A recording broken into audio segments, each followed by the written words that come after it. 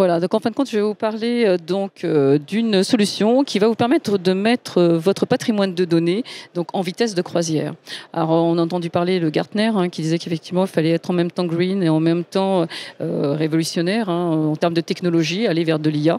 Mais on ne pourra pas aller vers de l'IA sans effectivement maîtriser son patrimoine de données, comme ça a été annoncé, et sans maîtriser l'efficience donc de l'infrastructure qu'il peut y avoir derrière.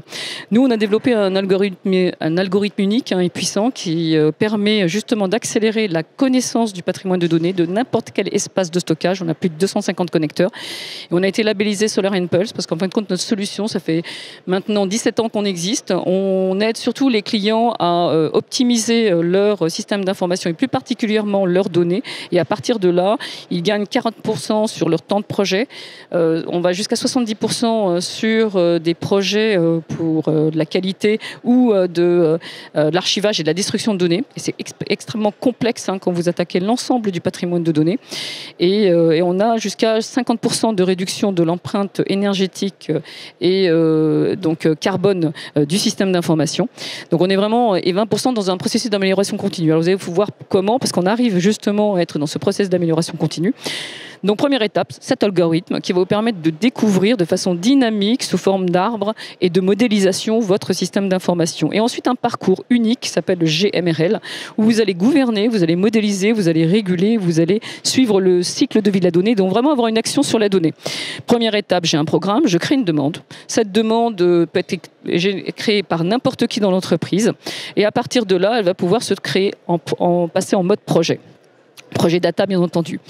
On fonctionne en bottom-up. Donc, il faut savoir qu'on n'embête pas trop le métier parce qu'en général, le métier n'aime pas être très sollicité. Donc, on va aller directement au niveau de l'IT, dans les systèmes d'information. On va se plugger en moins d'une heure. On a plus de 250 connecteurs. Et à partir de là, avec notre algorithme, on va construire des objets data qui sont tout simplement des objets métiers qui vont vous permettre d'avoir sous forme d'arbre une commande, une facture, un contrat, tous ces éléments-là. Et on va les relier. On va les modéliser automatiquement. On fait un clic droit, on embarque l'objet. Et de cet objet, après, on va venir associer des règles directement dans ce modèle, un modèle métadonnées. Ce métadonnées, ce n'est pas une visio. Donc, en gros, c'est vraiment des métadonnées sur lesquelles vous allez avoir accès à la structure. Vous allez pouvoir accéder au contenu et des données directement. Et en mettant vos règles, vous pouvez même vérifier si les liens que vous avez faits au travers du multi-cloud, multi-format, multi-source, eh bien en gros, tout ça génère le jeu de données dont vous avez besoin. On classifie d'un point de vue RGPD directement dans les métadonnées. Donc, ce qui fait que quand on fait une demande, donc en allant directement dans cet object model qui devient votre catalogue, on tire automatiquement toutes les contraintes qui vont permettre au DPO, au RSI de prendre les bonnes décisions pour permettre ou pas l'accès à cette information et de ces données. Alors comme vous pouvez le voir, ce sont des domaines concrets. À l'intérieur, on va avoir des modèles objets, on va tous les relier entre eux et vraiment, ils fonctionnent, on lance le calcul et on est capable d'avoir, en fonction de règles complexes, des informations. Ensuite, à partir de là, on remonte ces objets métiers dans une cartographie fonctionnelle qui va vous permettre effectivement de faire le lien avec le langage métier. C'est là où on commence à impliquer le métier.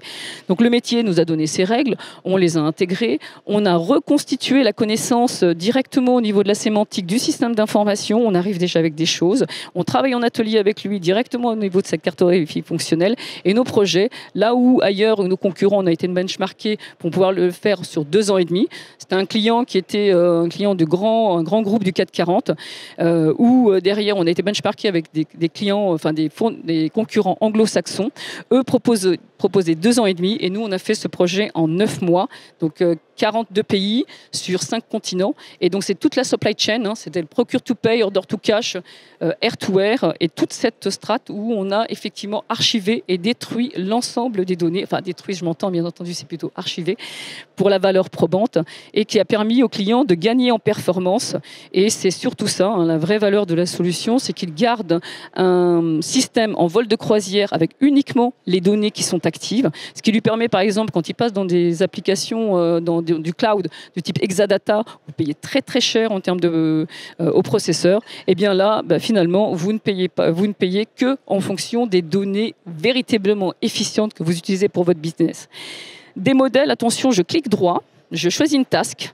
qualité, anonymisation, refresh, comparaison, transformation, réversibilité, archivage et purge des données. Et le système me conduit et réalise vraiment les actions. Donc on ne fait pas juste de la modélisation, on ne fait pas juste de l'extraction de données intelligentes, on fait également des actions du cycle de vie de la donnée, d'où le principe du GMRL. Et le principe, c'est que comme tout est dans nos modèles, vous le remontez dans le projet et la documentation, il y a très peu de documentation à faire parce que la modélisation fait office de documentation. Donc on a vraiment une adhésion très forte de l'équipe IT, de l'équipe fonctionnelle et de l'équipe métier, puisqu'au final, c'est vraiment quelque chose de complètement intégré. Alors, ce n'est pas des solutions de brick et de broc. Hein. On a vraiment développé ça de façon propriétaire, c'est souverain.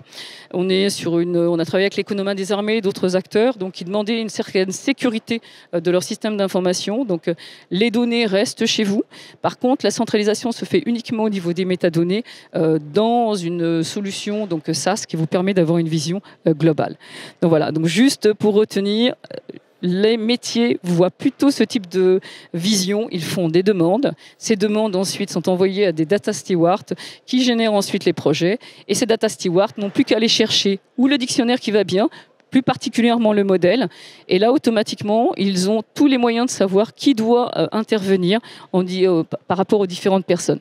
Voilà, donc il faut retenir moins 40% du temps projet data. Donc voilà, donc si vous voulez accélérer votre projet IA à venir et si vous voulez vraiment accélérer vos projets de transformation, on aide au décommissionnement très rapide, au passage dans le cloud, à des upgrades majeurs, archivage, destruction des données.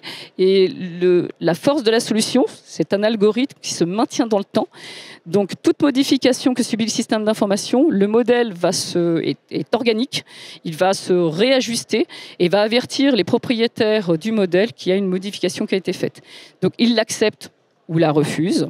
Et ensuite, on peut repartir sur une nouvelle campagne de qualité, d'archivage et autre chose. On est vraiment dans de l'amélioration continue et on est les seuls au monde à faire ça actuellement. Donc, de pouvoir faire des calculs pour mettre des durées de conservation dans les systèmes. Parce que même SAP, par exemple, bon, je ne vais pas le nommer, mais par exemple, va dire je bloque une facture pendant 10 ans. Nous, on va être en mesure de vous prendre toute la chaîne de traitement et depuis, si une commande d'achat contient N factures et qu'une et une seule n'est pas candidate, la valeur probante, ça va être la commande, l'intégrité passe avant tout et on est capable de calculer finalement si on doit embarquer ou pas et d'avoir vraiment une vraie date d'expiration de la donnée dans le système d'information. Voilà, donc c'est assez vaste. Et c'est assez convivial en termes d'utilisation de l'outil. Donc à moindre effort, à moindre coût, et de façon super efficace. Voilà, donc si vous voulez nous découvrir, on est au stand de A06. C'est tentant.